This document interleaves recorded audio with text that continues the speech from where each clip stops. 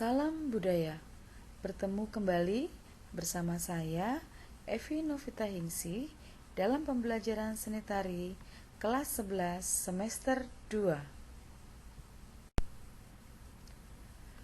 Kompetensi dasar bab 3 kali ini mengevaluasi tari kreasi berdasarkan tata teknik pentas. Tujuan pembelajaran kali ini diharapkan para siswa mampu mendiskusikan pertunjukan tari berdasarkan tata pentas. PKBN 2K kali ini mengajarkan kita agar kita mau menerima kritik. Semoga PKBN 2K ini dapat menjadi suatu pembiasaan yang positif bagi kita semua. Materi pembelajaran kali ini adalah tata teknik pentas pada gerak tari kreasi.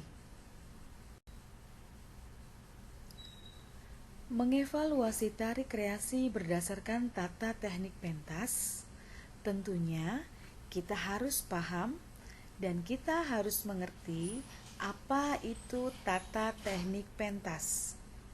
Tata teknik pentas adalah cara menyusun atau menata panggung untuk tempat pertunjukan. Sebelum melakukan tata teknik pentas, kita harus memiliki konsep yang mampu memberikan gambaran untuk melakukan penataan panggung. Konsep dibuat dengan merancang tentang pertunjukan yang akan dipentaskan. Salah satu contohnya adalah tari kontemporer dengan mengangkat tema permainan rakyat dari suatu daerah. Terlebih dahulu dirancang konsep yang mengarah pada teknik perencanaan yang akan dibuat, sehingga menjadi sebuah tempat pertunjukan dan menjadi sebuah pertunjukan yang indah. Berikut penjelasan tentang jenis tata pentas sebagai penunjang pertunjukan tari. Beberapa unsur pendukung pertunjukan tari yang sangat berpengaruh pada tata pentas, antara lain tata busana, tata rias, tata cahaya, tata musik, tata panggung, dan tata dekorasi. Kita akan mengulas satu persatu unsur pendukung yang dapat berpengaruh dalam tata pentas, di mana setiap unsur pendukung tersebut memiliki fungsi masing-masing, dimulai dari tata busana.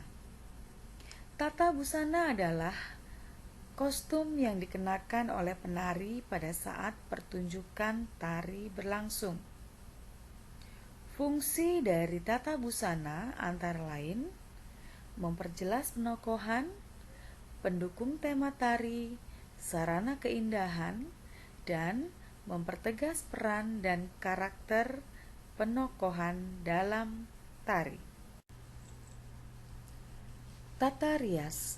Tata rias adalah riasan wajah untuk merubah wajah seseorang sesuai dengan kebutuhannya. Tata rias terbagi menjadi 3. 1. Tata rias sehari-hari, yaitu tata rias yang mempertegas garis-garis wajah dan menutupi kekurangan pada wajah. 2.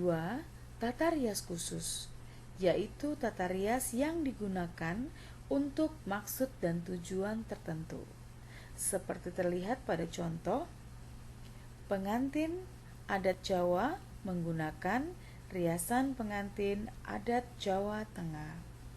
Yang ketiga, tata rias pertunjukan, yaitu tata rias yang ditujukan untuk pertunjukan. Fungsi tata rias pertunjukan adalah mempertegas karakter pada wajah, mendukung penampilan, dan memperjelas tema.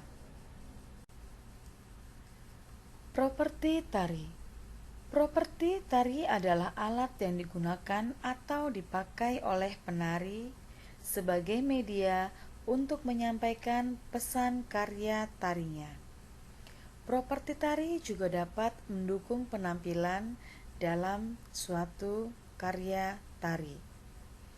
Beberapa contoh properti yang sering digunakan adalah sampur atau selendang, keris, tombak, payung, topeng, piring, tampah, topi, kipas, kuda lumping, tongkat, pita, tamborin, dan lain sebagainya. Tata cahaya.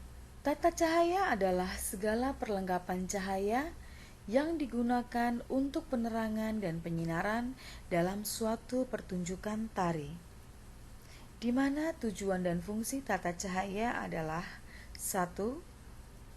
Menerangi.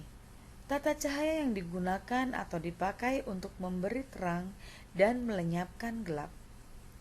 Penerangan ini bersifat penerangan secara umum, yang dapat menerangi seluruh bagian pentas dengan rata, yang dikenal dengan sebutan general light. 2. Menyinari. Tata cahaya bertujuan untuk memfokuskan daerah panggung tertentu sehingga dapat menimbulkan efek dramatik. Pencahayaan ini bersifat khusus, lebih dikenal dengan spotlight. Salah satu contohnya adalah untuk adegan romantis pada pertunjukan tari Ramayana. Maka, lampu yang berfungsi menyinari difokuskan pada panggung yang ditempati oleh 2 pemain. Unsur berikutnya adalah tata panggung. Panggung adalah tempat untuk seorang koreografer mengekspresikan karyanya melalui penari di atas panggung atau pentas. Macam-macam panggung yang sering digunakan akan kita bahas dalam slide berikut. Salah satu jenis panggung yang sering digunakan dalam suatu pertunjukan tari adalah panggung proscenium. Panggung proscenium memiliki beberapa ciri. 1. Memiliki bingkai di sisi depan panggung. 2. Hanya dapat dilihat dari satu arah depan. 3. Ada jarak yang membatasi penonton dan pemain. 4. Umumnya di dalam ruang tertutup. 5. Memiliki alur keluar masuk pemain atau penari yang dikenal dengan wing kanan ataupun wing kiri. Berikut adalah denah panggung proscenium yang dapat kalian amati.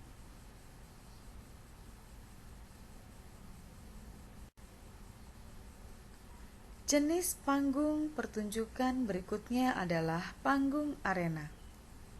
Panggung arena memiliki ciri-ciri sebagai berikut. 1. Bentuk panggung terbagi bermacam-macam. 2. Dapat dilihat dari segala arah. 3. Tidak ada jarak yang memisahkan antara penonton dan pemain. 4. Umumnya dilakukan di ruang terbuka. Macam-macam panggung arena antara lain panggung arena tapal kuda,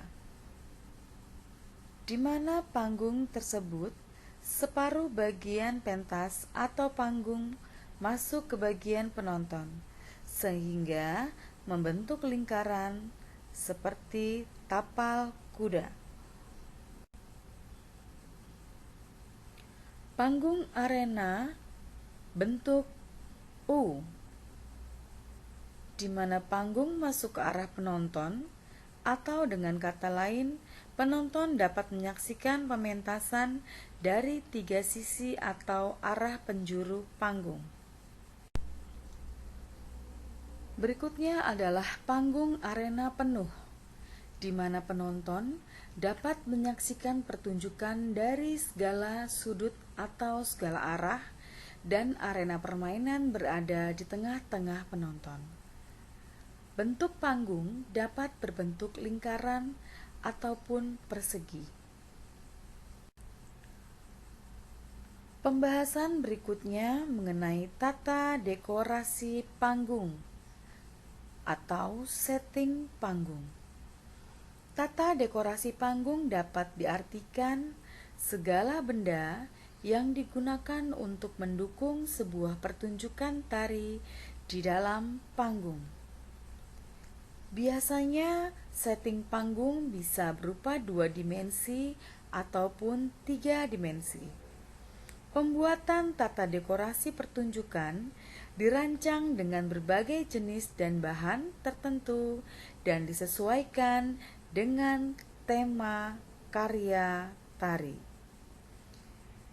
Contohnya, untuk menciptakan adegan dan suasana di hutan, dibuat dekorasi pohon dan ranting buatan dengan perpaduan warna yang disesuaikan dengan hutan.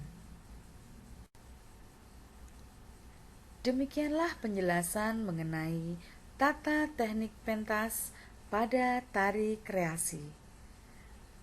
Tetap semangat, sehat selalu, sampai bertemu kembali pada penjelasan materi tari berikutnya. Salam sehat dan salam budaya.